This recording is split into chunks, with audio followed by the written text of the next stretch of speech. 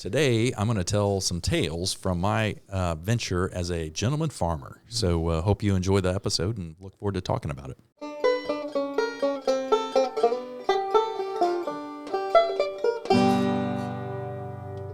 How do you do, everybody? Welcome to Mish Men. This is Adam Mauser and my partner in crime, Dustin Labar. Hello, everybody.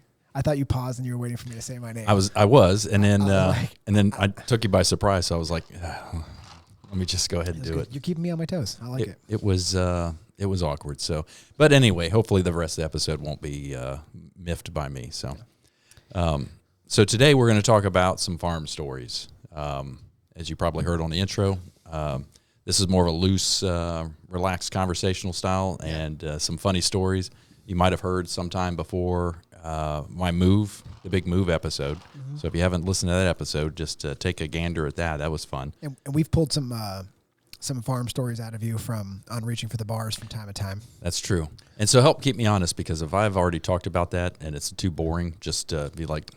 Well, I don't know if it'll be boring either way, but our new listeners will still want to hear the story. 100%. Yeah, so... Yeah, they'll be sitting there in their Bundershoots, just listening and just checking it out. Yeah, checking it out.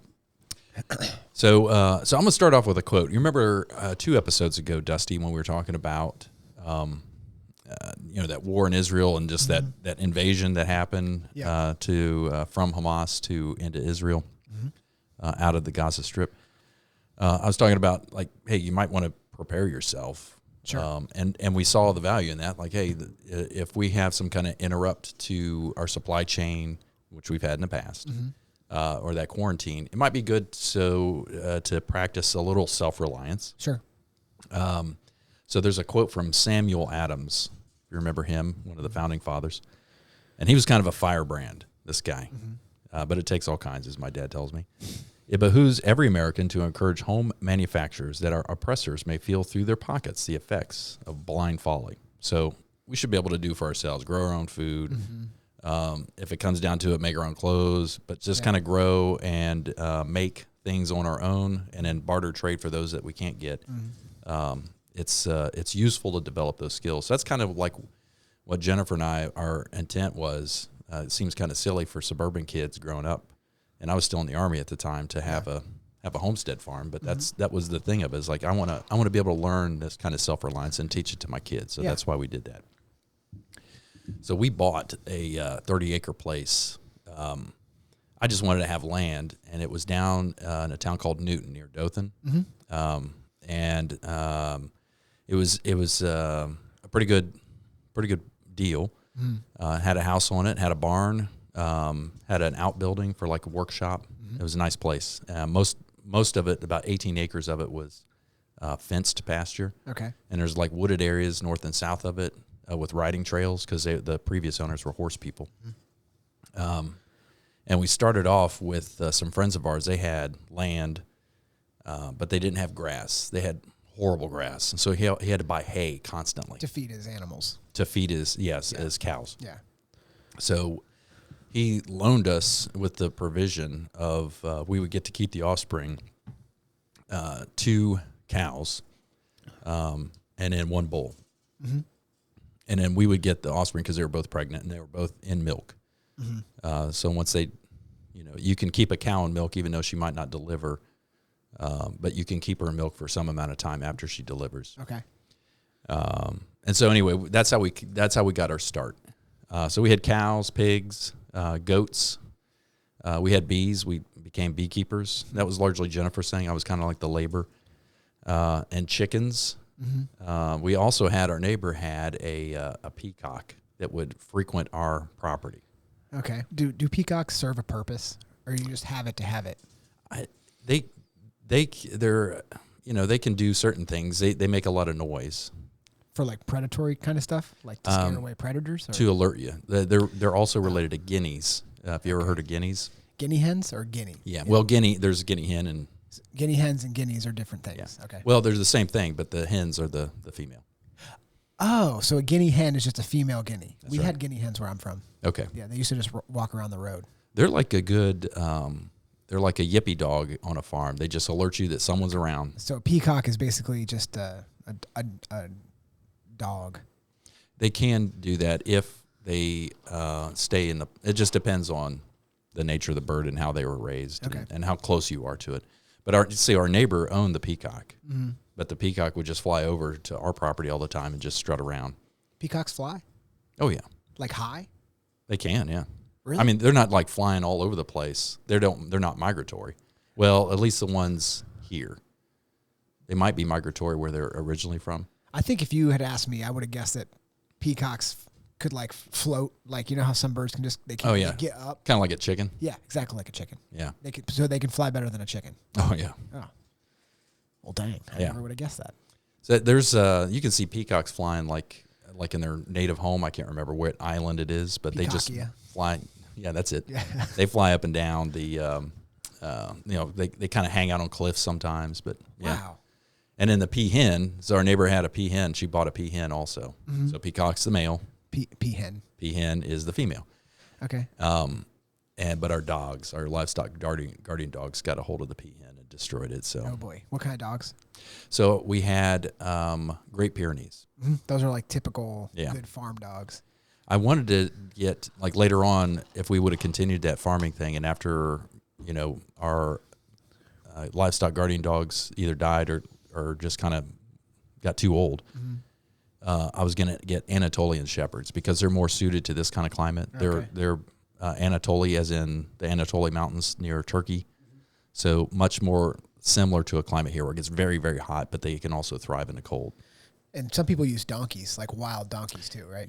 Yes, or you have to have a wild donkey because they will destroy, they will mess up some coyotes. I thought somebody had told me that donkeys had to be like, you couldn't make them like a pet donkey, like they had to be a kind of wild to do with what. Yeah, well, when I was thinking, we didn't treat any of our farm animals like pets. Okay. Even the dogs, we just kind of they imprinted with the animals. Yeah. And I mean, we would be friendly with them and we'd feed them, but they weren't. They weren't like lap dogs. No, they never went in the house. They stunk too bad. Yeah, they just reeked because they were just. And typically they're up all night and sleep all day, don't they? Yeah, they look lazy. Yeah. So we had related to those. Here's a good dog story. This wasn't too long after we got the dogs, and our friends, they gave us the dogs. Actually, I paid them a little bit, but we it was a male and female from the same litter, so they were brother and sister. And then one of the cows that we had, and we were going to get the offspring, she was miscarried. Mm-hmm. And so, we went out to feed, we're going to milk the cows that morning. And Vanilla and Caramel, that was the names of the cows. They didn't come down to the barn. So, and we didn't see the dogs either, but they were over there barking like distant and way away from one of the deep in one of the pastures. So we walked out there to check it out, and sure enough, we see the dead calf there, and the cow didn't want to leave, and she was like nudging it because she's yeah. So, but here's the way they work, or at least our two, but I think it's not dissimilar. So the male is just laying around; he's just laying there. The female is just kind of running around the perimeter, like close to the woods, just barking like crazy. Okay, just stay away, kind of bark. Gotcha. And then every once in a while, she would have this bark, like you could tell a difference in the bark. And Mickey, that was the male, and Minnie was the female. So Mickey jumps up and just hauls it out to wherever that noise was. The female just kind of comes back, and she's just chilling now, but she's kind of still alert. Yeah. But the male, he goes off, jumps the fence, goes wherever he wants to, and then he comes back. Okay. And just lays around. And the female goes back out to the perimeter, just barks. So it was really neat. So obviously she's patrolling. And then she saw something that worried her. Yeah. And made a different sound for him to come. And he went. And it was like a difference, like, hey, you better come check this out. Yeah. Wow, that's crazy. So, like, he's the attack and she's the defense. Right, I gotcha. Yeah. So that was kind of neat. That's wild. When me and Laura were looking for a wedding venue, one of the farms we went to had 2 Great Pyrenees. And they said they have, not a hard time, but they treated them more like pets. Uh-huh. But they had a really hard time training them to not protect the kids like that. Right. So because they basically were like, the kids have to be protected from everything as well. So like people coming around the kids or anything. So they had an older one, and they basically had to make sure that older one trained the younger one to be like, it's okay if people come by the kids, but no, nothing can come by the animals kind of thing. So Right. So they're just like bred to protect whatever they imprint. Yeah, whatever they imprint with, they just protect it. Yep. We got them as pups and just immediately put them with the cows. Yep. And they just stayed out in the field with the cows, and then they figured out that's what we're supposed to do. We protect. The hard part with Pyrenees is they think everything they see is their domain. Yeah. So they just go wherever. So they will chase like coyotes. They're famous for this. They will just roam unless they've been trained to like, okay, you go this far and no further. They pretty much respected our fence and our borders where we had down south because that's how they were accustomed to moving in that area. But when we moved up here, it was a whole different environment. So by that time we had lost Mickey. Something happened to him. We found him later on. He had crawled up and he was like in the woods. Gotcha. But we just saw his remains.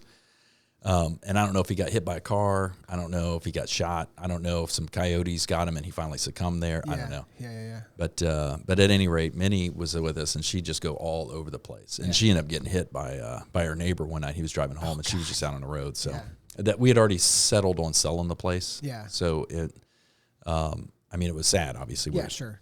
But it wasn't like we would have had to find something to do with her because we could have converted her to a house dog, but I don't know if Jennifer would have been. That would have been hard. Enthused. Yeah, because she's like 8-9 years old at the time. Yeah, that makes sense. So anyway, there's the dogs. We also, for a little bit, we had rabbits, meat rabbits. But processing those, like every 6 weeks, you're processing another batch of meat rabbits. That's labor intensive. That's the funniest term I've ever heard. Process? No, meat rabbits. Oh, yeah. So they're just rabbits that you have, and that. So they just keep having babies, and you keep. Yeah, they breed like rabbits. They breed literally like rabbits. So like every 6, you said 6 weeks.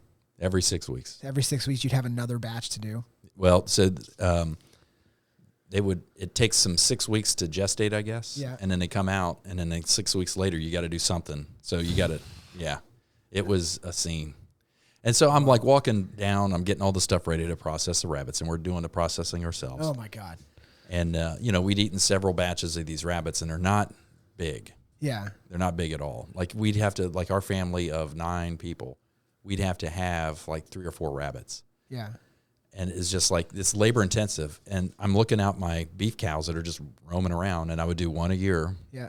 And I would take it to a butcher, come back, later, and he'd have it all wrapped up, frozen, ready to go.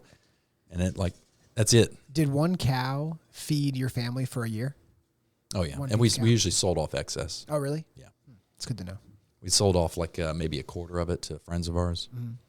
Mm-hmm. Peacock, I mentioned that. Guinea hens, some friends gave us some guinea hens. And then they were all female. I didn't have any males, which is unfortunate because some fox kept picking off our guineas. Guinea hens. Yeah. But they would just kind of roost up in the trees. Yeah. And if anybody's driving up, they'd make that noise. You've heard it. Yeah. And then, so you knew someone was coming.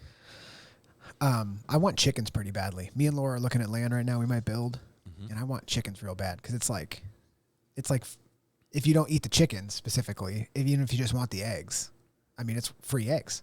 It's awesome. It's unbelievable. And those eggs are so good. And I just heard recently, like, I guess maybe I've never had one or I never really thought too much about it, but I guess eggs from farm, like eggs that you take directly from the chicken and you bring into your house look totally different. Like the yolk is way more orange. It depends on their diet, yeah. Oh, it depends on their diet? Yeah. Oh, okay. Generally speaking, yeah. Oh, probably. Because they're not, you're not keeping them in a cage and they're not just making eggs. Yeah, I gotcha. And you don't have to have a rooster to have them lay eggs, correct? They just will lay eggs. A rooster will encourage egg laying. But they will still lay without? Yes. Okay. But less. Probably less over time. I gotcha. And a rooster also, somebody's going to be in charge. Mm-hmm. If there's 6 hens and no rooster, there's one that's going to be the alpha and just like herding everything and herd. Yeah, herd. And it works out better if there's a rooster for about every dozen hens. Okay. Roughly. Okay. If you have, so we had probably upwards of 70 chickens total. Okay. And we would hatch our own. So we would call off some eggs, and all of them were getting fertilized, or we assumed that almost all of them were getting fertilized. And we had a incubator, and we put the eggs in an incubator, and it's like turning the eggs a little bit and keeping it the right temperature and humidity. Mm-hmm. And then, a couple weeks later, they start hatching, and then we integrate them into a small thing and then put them with the rest of the birds. You don't put them in too early because either the cat would get them, or the hens would just mess with them. I gotcha. And once they start pecking at one, that's it. Even one chicken will actually. We had a chicken. It was a hen that had this blemish on its toe, mm-hmm. and other chickens would peck at it. My God. And it became bloody. And even she was pecking at it. She would see that thing and just start pecking at it. Yeah. It's just, they're dumb. And, but we kept her by herself until that she basically lost part of that toe because she kept pecking at it. Right. But then once that healed up, we put her with the rest. But for a while, we called her Hen Solo. That's pretty good. Yeah, you're welcome. So if I wanted just eggs and I don't want them to fertilize it, I don't want more chickens. I just want, you separate the rooster, but you keep it near them. Oh, why wouldn't you want them fertilized? I mean, it doesn't matter. You can't turn into chickens, right? Well, if you hatch them, if you go out every day and get the eggs and then you put them in the freezer, they're not gonna turn into chickens like in your fridge. Oh, I guess maybe I didn't understand. I thought if you kept the rooster away, they would lay eggs and you ate those eggs. You didn't want them to be fertilized. It doesn't matter. I mean, you can't. It's not like you're like, oh, this egg tastes nasty. Okay. Because the rooster is around. So it doesn't matter. No. Oh, okay. So they could be fertilized. You just don't bring it. I gotcha. Once you take them out, like every morning, you go out and get the eggs. Yeah. For sure. Yeah. Because you got to feed and water them anyway. Right. And the feed will encourage, growth, or I'm sorry, eggs. Okay. And you want like a calcium supplement, either that or like crushed up eggshells. Okay. And you feed those dried crushed up eggshells back to the chickens because it makes sure that their shells remain strong. Okay. But once you pull them out in the morning and put them in the fridge, they're not gonna. I gotcha. Yeah, the gestation, if you will, stops because the temperature. That's why the mothers will sit on them and I gotcha. And get, try to hatch them. That's that warm temperature. I just learned something. Yeah, there you go. Yep. Okay, sorry. No, it's good. On. So we had so while we were down in Dothan, we had this thing. The reason we had this collection of pigs, cows, and chickens. That's like a good mix. Those three things right there. Because bacteria, viruses, bugs, parasites, whatever, bad stuff.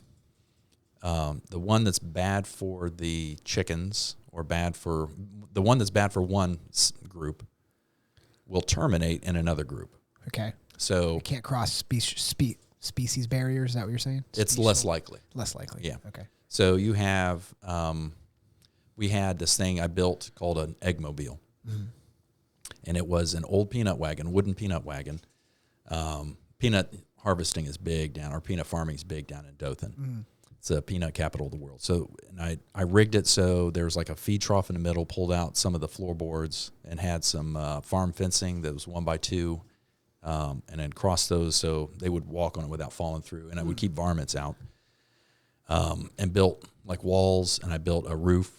It was all like, chicken wire. Yeah. And then they had a roosting area where it's like this overhang for the roof, and they were able to roost over that side, and nesting boxes for them to lay their eggs. And they naturally go to a nesting box, lay their eggs, and then get up and go eat. So the door would be open in the morning. They would get out, roam around, and what you do is you move them to different parts of the pasture in the eggmobile. And I would hook up my tractor, not every day, but every couple months we'd move it. And the cows, wherever their droppings go, there's going to be parasites in there. Sure. I mean, every living thing has worms. Yeah. Everything. And what they do is they scratch out the patties. Mm-hmm. They look for worms. They also eat the undigested stuff like corn and that sort of thing. They eat that. I gotcha. But they eat the stuff, and if that continued in the pasture, then the pasture becomes unhealthy, and then the cows can get sick from it. But it'll terminate in the chickens. Okay. Similarly with pigs and goats, that's why we had the goats for a while, is to kind of augment that, so that cycle where it passes through one and it doesn't necessarily hurt that, and then it terminates in another without going into one of the others that it would be harmful to. I gotcha. Okay, that makes sense. That's wild. It's not perfect, but it's better than just this is all we have. I gotcha. Because then you got to do more worming, more chemicals, and that sort of thing. So we're trying to do as much chemical free. So when I went and helped James they obviously sprayed them and gave them like stuff. That's what you're talking about. You've got to do that anyway with animals. Like you got to give them ivermectin. Yeah, we gave them ivermectin. Yep. We were making plenty of jokes about ivermectin. Oh, I bet. Where I was like, how much for that bottle, James? Hey, I take it. Yeah, I was like, squirt some of that in my mouth. Little for them, little for us. It's really good for you. Yep. Do you have another question? No, go ahead. So the cows, the pigs. That's one of the other thing that we had down there. Every year we get a couple of piglets from somebody, local farmer, buy like 2 or 3 of them.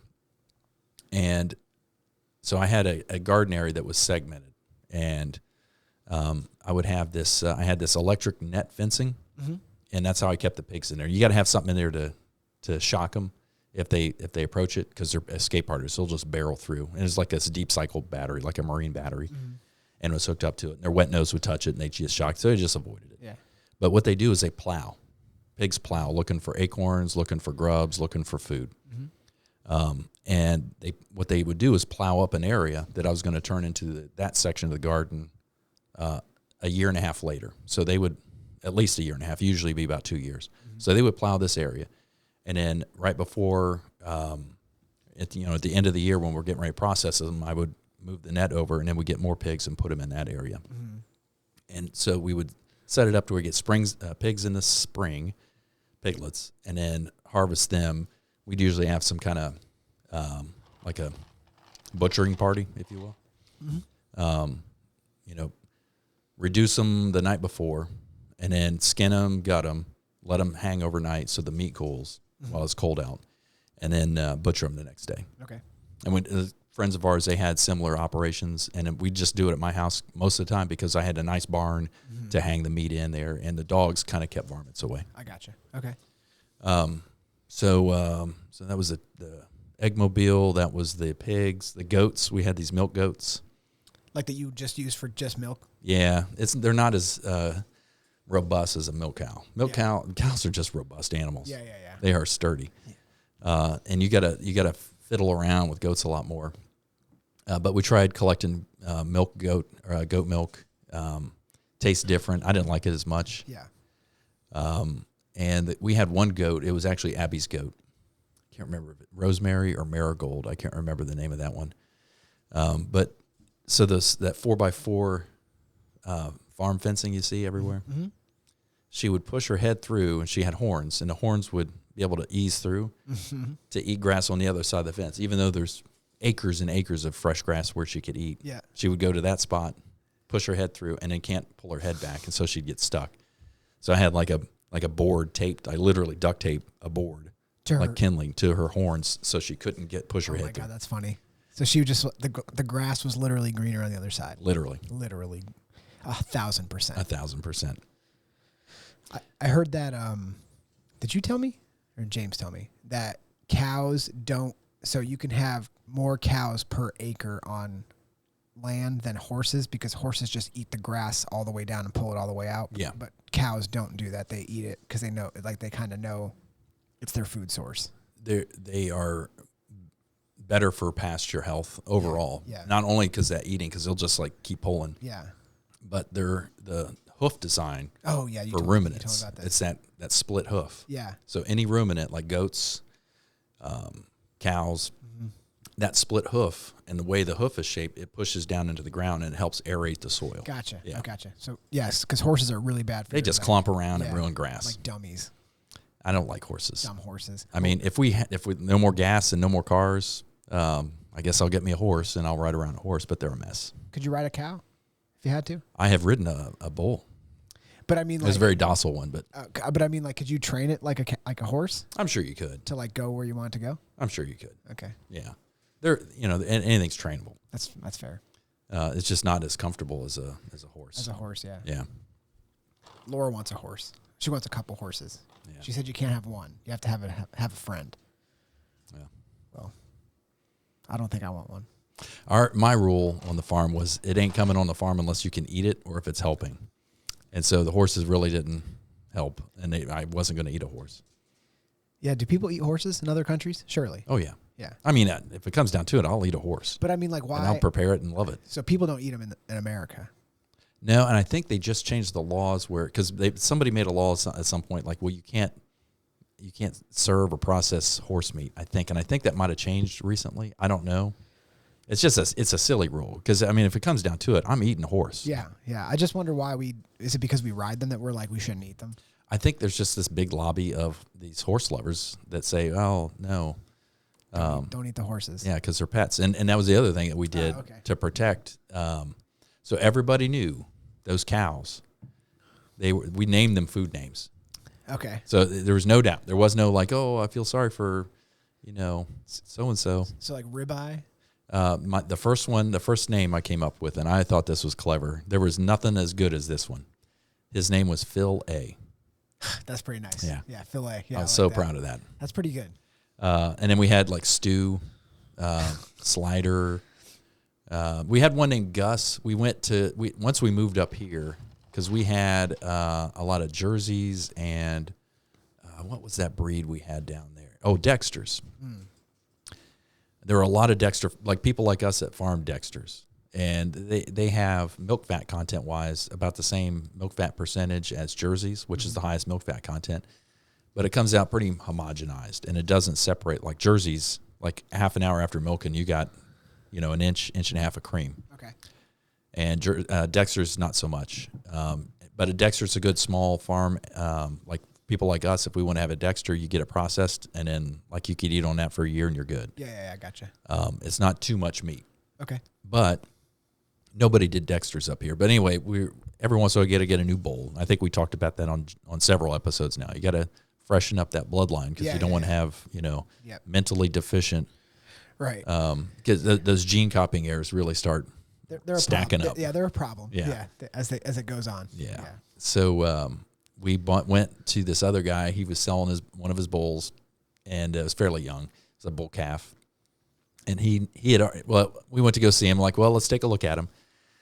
So we go out to his, the edge of the pasture, through his barn. And then we were trying to figure out a name. Okay. For something that we were going to keep long term. Yeah. To sire more offspring. And, usually we'll name something a little more friendly and not food related. Yeah. So, we see a couple of them. He goes, Gus, come here. And we're like, oh, that's it. Yeah, that's the name. Gus. That's a cool name. Gus is a good name. Yeah. So he was Gus. Now he wasn't, I didn't know this at the time. And if we would have had more time to inspect, we might have noticed it, but he wasn't a straight shooter. Okay. So if let's say for instance, he's taking a leak. Yeah. It would kind of go off to the right. Oh boy. So he wasn't getting too many females pregnant. Yeah. Because he off to the right. Yeah. That's just the way everything was working. Yeah. So he had a 90-degree turn at the end, and that's what. Yeah, it's a problem. That was a problem. Yeah, it's a problem. I gotcha. But after we came up here, we ended up having to do white-faced baldies, which are Herefords crossed with Black Angus. And that a lot of people would have those, and so that's what we had to deal in. Yeah, okay. And we didn't buy them that much because our bulls would sire the Jersey cows that we would have. Mm-hmm. We would get the offspring. And we would eat the offspring or maybe sell it outright. So I talked about the butcher parties, the naming conventions. So here's some funny stories. Okay. So we had, I won't go through all these, but we had, all right, one of the first ones was we went over to the friends of ours they gave us or loaned us their 2 cows that we could milk and the bull, and we got their offspring. Mm-hmm. And they were having a chicken butchering party. Okay. So, and because we went over there and helped them. I mean, we did it all day long. We butchered chickens all day long, and everybody that came to help got like 4 or 5 processed birds. Oh, wow. So you could eat those. So they also, because they had a ton of little chicks, mm-hmm. Gave us like 12 chicks. Mm-hmm. So we got the chicks, and we put them down in the barnyard. Mm-hmm. And our barn, the way it was right pretty close to the edge of the road, mm-hmm. or edge of the property, out overlooking the road. In the meantime, I've got these the meat from the chickens. I processed it, and I was grilling it. Mm-hmm. And then I hear a bunch of screaming and caterwauling down at the barn. Well, apparently, where we put the chicks, they could just like escape so easily. They didn't want to stay in there, so they're just like roaming around. And they were just going out, jumping down off because we had this like elevated pasture, the fence, and then it drop off, and then there's the road. Mm-hmm. and they're all screaming, trying to collect up these chicks. I hear this going on. I turn off the gas, turn off the grill, and I run down there to find out what's going on, thinking, well, the gas is off. Yeah. It's not, there's no more flame. Mm-hmm. Well, probably a good 45 minutes later, after we collected up all the chicks, and I had a big box that we could put them in to keep them contained and keep the cat away, because the cat would have just had a field day with that. Yeah. I go back up, and all that meat that we had was just black, just like completely charred, blackened. It was just disgusting. It wasn't even edible. Like the animals, the cat wouldn't even eat it. Yeah. It was just charred. And one of the things that was interesting up there, and I was going to build one, I had the components to it, but I didn't get around to it, was this thing called the Whiz Bang Chicken Plucker. Okay. Yeah. Whiz Bang Chicken Plucker. So look it up on YouTube. It's kind of, if you just look for that, it's kind of cool. So the way you butcher or process chickens is you got a cone, and you put them upside down in this cone so their head's hanging out. Yeah, gotcha. Right? And then after that gets drained, you scald them. Okay. So you have this hot water, and it scalds, so it makes it easier for the feathers to come out. I gotcha. Okay. And then there's the Whiz Bang Chicken Plucker is a plastic tub, the round, it's just this round tube of PVC pipe, and it's got these rubber fingers that have little ridges cut into them, Mm-hmm. and the ridges, or the fingers are like conical shaped, Mm-hmm. like cones, and then those little ridges grab a hold as a chicken. Let me back up. There's a bottom platform that has those not chicken fingers, but has those fingers on it. Yeah. And it's hooked up to a motor. So you fire up the motor, you throw the scalded chicken in there, and it just bounces around. And as the chicken's flying around, those rubber fingers are grabbing a hold of feathers and pulling them out, because as it bends, it pinches. Gotcha. Okay. And those ridges. And it plucks the chicken like in no time. Now the chicken is just flying around in there. It doesn't make the meat tough or anything like that. Yeah. And then you send it over. They cut the feet off, because you make broth out of the feet. Then cut the head off if you haven't already. You eviscerate it, which means gut it. And then bag it up, or rinse it out really good, bag it up, and put it in the freezer. Mm-hmm. So the Whiz Bang Chicken Plucker, check it out. I'm gonna look it up after this. Maybe Abby will have a link to one of those. I will have a picture of our chicken or our eggmobile. Oh, I want to see. I was pretty proud of Yeah, that. Whiz Bang Chicken Plucker. The stuck goat I mentioned.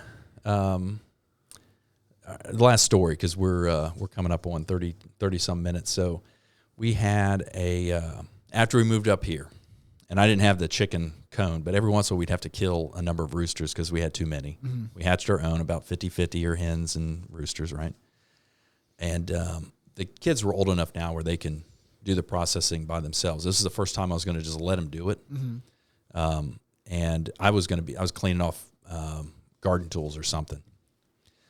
And the way we did it was we had an outdoor kitchen that was in our garage, because the guy, when he built the house, he lived in the garage basically, because he had this pretty nice kitchen.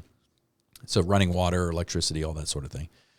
Well, we had the chicken hanging upside down by the feet so we could drain the blood, right? Yep. And my son had cut the throat, waiting for it to drain. Mm-hmm. Well, apparently the chicken wiggled out of that cord where it's tied up. And all I hear is screaming and laughing. like it sounds like it's either hilarious or somebody's really hurt, because it was hard to determine. So I go running into the garage, and like you've heard the story, he's acting like a chicken with his head cut off. Oh, yeah. That's exactly what I saw. It's just a chicken body running around, The head was still partially attached, flopping around. but flopping around, and he's running around, he's jumping, and his CG or his center of gravity was off. So when he jumped, he would kind of flip and hit, and he's running into bikes, and my son's running around trying to catch it, and the girls are screaming and laughing and carrying on, because they were little kids then. Yeah. But it was a scene. So Yeah, I've heard that is a thing that happens if you cut a chicken's head off. It still has the motors. Yeah, motor neurons are firing and making it do crazy stuff. That's wild. It was insane. That the first time you ever saw that? No, but that was the funniest one. Sure, the funniest. Yeah. One more quick story. This was a piglet that got out. So we would buy these piglets, and like we were a short drive from where we bought them, and I had three piglets in the back of the truck. The boy and the oldest girl, Jessica, they were sitting in the back of the truck, and I'm driving like 3 miles to our house. and it's like farm roads. And we turned a corner, and I got slow enough where the pig decided, hey, I'm going to jump out of this container where we had him in, jumped out, jumped over the side. So now the pig's running down the road. So I stopped the truck. Jennifer drives. The kids are kind of on the truck, and I'm running down the road trying to chase a piglet. And they are fast. Yeah, they're really fast. Yeah. So I'm running. I've got like heavy boots on, and I don't know if it was overalls or just jeans and a flannel shirt and this ball cap. And I'm running. And like for a while, I have to jump on the side. I had those sideboards. Mm-hmm. Running boards? So, yeah, running boards. So I'm hanging on the side of the truck because I was getting exhausted. And then she would drive up a little further and then jump off, chase the pig some more. It was a good mile uphill, too. It was like this slight uphill trek.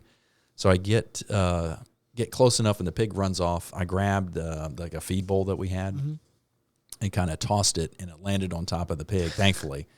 And he got confused for like 2 seconds. In the meantime, I run over there and grab it by the rear feet. I'm just like carrying it upside down like that. In the meantime, like this kind